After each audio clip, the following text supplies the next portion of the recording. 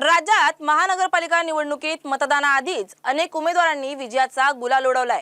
मतदानाआधीच अनेक उमेदवार बिनविरोध विजयी ठरलेत। कोण कोण आहेत नशीबवान नगरसेवक पाहूयात। निवडणुका बिनविरोध करण्यात भाजपने आघाडी घेतली असून आतापर्यंत भाजपचे 44 उमेदवार बिनविरोध विजयी झालेत। त्यापाठोपाठ निवडणुका बिनविरोध करण्यात शिंदेंच्या शिवसेनेने दुसरा क्रमांक पटकावलाय। शिंदेंच्या शिवसेनेचे तब्बल 19 नगरसेवक बिनविरोध विजयी झाले। कल्याण डोंबिवलीत भाजपचे सर्वाधिक 15 उमेदवार तर शिवसेनेचे 6 उमेदवार बिनविरोध विजयी झालेत। त्यानंतर अजित पवारांच्या राष्ट्रवादीचे 2 तर मालेगावमधून इस्लाम पार्टीचा 1 उमेदवार बिनविरोध विजयी झालाय। आता कोणत्या महापालिकेमधून किती बिनविरोध उमेदवार निवडून आलेत आणि ते कोणत्या पक्षाचे आहेत हे आपण पाहणार आहोत ग्राफिक्सच्या माध्यमातून। कल्याण डोंबिवली महापालिकेत महायुतीचे एकूण 21 उमेदवार जे आहेत ते बिनविरोध निवडून आलेले आहेत। त्यामध्ये भाजपचे 15 तर शिंदेंच्या शिवसेनेचे 6 उमेदवार हे बिनविरोध निवडून आले। पनवेल महापालिकेमध्ये एकूण 8 उमेदवार बिनविरोध निवडून आलेत। हे 8ही उमेदवार भाजपचे असल्याचं समोर आले। तर ठाणे महापालिकेमध्ये आलेले 7ही उमेदवार हे शिंदेंच्या शिवसेनेचे असल्याचं समजते। भिवंडी महापालिकेमध्ये एकूण 6 उमेदवार हे बिनविरोध निवडून आलेत। तेही उमेदवार हे भाजपचे असल्याचं समजतंय।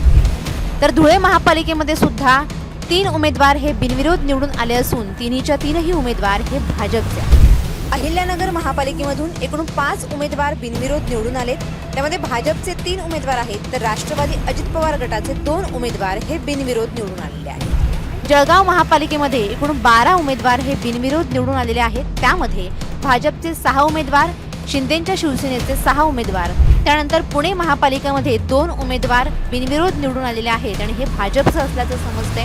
पिंपरी चिंचवड महापालिकेमध्ये देखील भाजपचे 2 उमेदवार बिनविरोध निवडून आलेत। मालेगाव महापालिकेत इस्लाम पार्टीचा 1 उमेदवार हा बिनविरोध निवडून आलाय। कल्याण डोंबिवलीत वॉर्ड क्रमांक 18 मधून भाजपच्या रेखा चौधरी, वॉर्ड 26 क मधून भाजपच्या आसावरी नवरे, वॉर्ड क्रमांक 26 ब मधून भाजपच्या रंजना पेंडकर, तर प्रभाग 24 ब मधून भाजपच्या ज्योती पाटील, प्रभाग 27 अ मधून भाजपच्या मंदा पाटील, तर प्रभाग 24 अ मधून शिंदेंच्या शिवसेनेचे रमेश म्हात्रे, प्रभाग 24 ब मधून शिंदेंच्या शिवसेनेचे विश्वनाथ राणे, तर प्रभाग 24 क मधून शिंदेंच्या शिवसेनेच्या ऋषाली जोशी, प्रभाग 28 अ मधून शिंदेंच्या शिवसेनेचे हर्षल राजेश मोरे, तर प्रभाग 26 अ मधून भाजपचे मुकुंद पेडणेकर हे बिनविरोध विजयी झाले।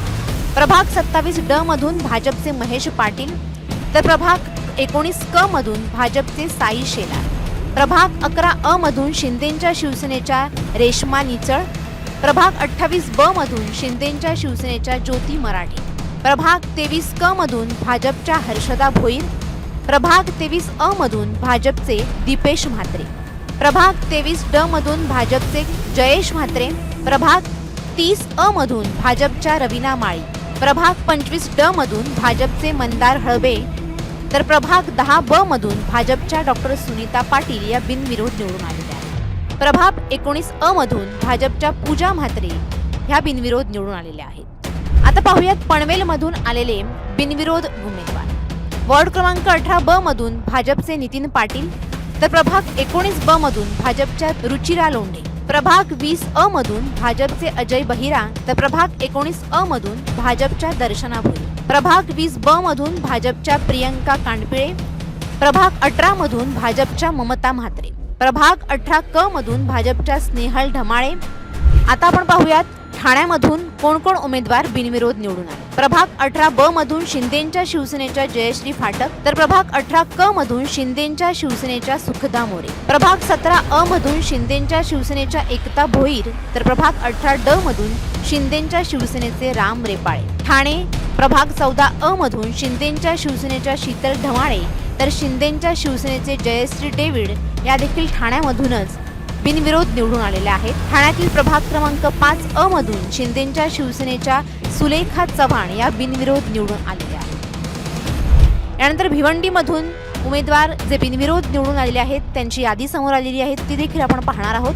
प्रभाग 17 अ मधून भाजपचे सुमित पाटील, प्रभाग 16 अ मधून भाजपचे परेश चौगुले, प्रभाग 18 ब मधून भाजपच्या दीपा मडवी, तर प्रभाग 18 अ मधून भाजपच्या अश्विनी फुटाणकर, प्रभाग 18 क मधून भाजपचे अबू साद लल्लन, तर प्रभाग 23 ब मधून भाजपच्या भारती चौधरी या बिनविरोध निवडून आलेल्या आहेत। यानंतर धुळ्यामधून वॉर्ड क्रमांक 1 मधून भाजपच्या उज्ज्वला भोसले तर प्रभाग 6 ब मधून भाजपच्या ज्योत्स्ना प्रफुल्ल पाटील, प्रभाग क्रमांक 17 मधून भाजपच्या सुरेखा उमले या बिनविरोध निवडून आलेल्या आहेत. अहिल्यानगरमधील प्रभाग क्रमांक 8 ड मधून अजित पवारांच्या राष्ट्रवादीचे कुमार वाकळे, प्रभाग क्रमांक 14 अ मधून अजित पवारांच्या राष्ट्रवादीचे प्रभाग भाननगरे, अहिल्यानगरमधील प्रभाग 7 ब मधून भाजपचे अनिल बोरुडे तर प्रभाग क्रमांक 2 ड मधून करण कराळे हे बिनविरोध निवडून आलेले आहेत. तर अहिल्यानगरमधील भाजप प्रभाग क्रमांक 2 ब मधून सोनाबाई शिंदे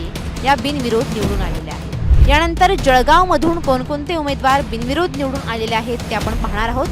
त्यामध्ये प्रभाग क्रमांक 9 ब मधून शिंदेच्या शिवसेनेच्या प्रतिभा देशमुख तर प्रभाग क्रमांक 7 अ मधून भाजपचे विशाल भोळे, प्रभाग 7 अ मधून भाजपच्या दीपमाला काळे तर प्रभाग 16 अ मधून भाजपचे डॉक्टर वीरेन खडके, त्याचबरोबर भाजपच्या वैशाली पाटील आणि अंकिता पाटील, शिंदेच्या शिवसेनेच्या रेखा पाटील, त्याचबरोबर विक्रम सोनवणे आणि शिवसेनेचे सागर सोनवणे हे देखील बिनविरोध निवडून आलेले आहेत. प्रभाग 12 ब मधून भाजपच्या उज्ज्वल बेंडाळे तर प्रभाग 18 अ मधून शिंदेच्या शिवसेनेचे गौरव सोनवणे हे बिनविरोध निवडून आलेले आहेत. यानंतर पुणे आणि पिंपरी चिंचवड यासह मालेगावमधून कोणकोणते उमेदवार बिनविरोध निवडून आलेत हे आपण पाहणार आहोत. पुण्यातील प्रभाग क्रमांक 35 मधून भाजपच्या मंजुषा नागपुरे तर प्रभाग 35 ड मधून भाजपचे श्रीकांत जगताप हे बिनविरोध निवडून आलेले आहेत. पिंपरी चिंचवडमधील प्रभाग 6 ब मधून भाजपचे रवी लांडगे, पिंपरी चिंचवडमधील प्रभाग 10 ब मधून भाजपच्या सुप्रिया चांदगुडे या बिनविरोध निवडून आलेल्या आहेत आणि मालेगावमधील वॉर्ड क्रमांक 6 मधून इस्लाम पार्टीचे मुनिरा शेख फकीर मोहम्मद या बिनविरोध निवडून आलेल्या आहेत. दरम्यान या बिनविरोध निवडीवरून खासदार संजय राऊतांनी हल्लाबोल केलाय. लोकशाहीच्या नावाने झुंडशाही सुरू असल्याचा आरोप राऊतांकडून करण्यात आला. याबाबत राऊतांकडून ट्विटही करण्यात आलंय आणि सकाळच्या पत्रकार परिषदेत त्यांनी बिनविरोधसाठी सुरू असलेल्या झुंडशाहीचा निषेधही केला. नव्हे ते जगाच्या इतिहासामध्ये इतके बिनविरोध लोक कधी निवडून आले नव्हते. हे तुम्हालाही माहिती आहे, पत्रकारांना माहिती आहे, राजकीय विश्लेषकांना माहिती आहे आणि लोकांनाही माहिती आहे. 60, 65 लोक बिनविरोध निवडून येतात. कोणत्या आधारावर, काय म्हणून असं यांचं कर्तृत्व आहे की यांना बिनविरोध लोकांनी निवडून द्यावं? लोकांनी या देशातल्या मोठ्या मोठ्या नेत्यांना बिनविरोध निवडून दिलेलं नाही. आणि या महाराष्ट्रामध्ये हा जो नवीन ट्रेंड सुरू झाला बिनविरोध निवडून आणण्याचा, साम दाम दंडभेद, जबरदस्तीनं समोरच्या उमेदवारांना माघार घ्यायला लावायची, त्यासाठी निवडणूक यंत्रणा वापरायची, नाहीतर समोरच्या उमेदवारांवरती पैशाचा पाऊस पाडायचा. 5 कोटी 10 कोटी रुपये दिले. निवडणुकांआधीच राज्यातील विविध महापालिकांमध्ये तब्बल 66 नगरसेवक हे बिनविरोध निवडून आले आणि आजवरचा हा सर्वात मोठा आकडा आहे. मात्र मुंबईसह राज्यातील बिनविरोध निवडणुकांची चौकशी करण्याचे आदेश राज्य निवडणूक आयोगाने आता दिले आहेत. विरोधी उमेदवारांवर दबाव, आमिष किंवा जबरदस्ती करून नामनिर्देशन मागे घेण्यास भाग पाडलं गेलं का याची तपासणी आता करण्यात येणार आहे. चौकशी पूर्ण होईपर्यंत बिनविरोध निवडींची विजय घोषणा केली जाणार नाही अशी माहिती सुद्धा राज्य निवडणूक आयोगाने दिली आहे. त्यामुळे बिनविरोध झालेले उमेदवार आता रडारवर आहेत.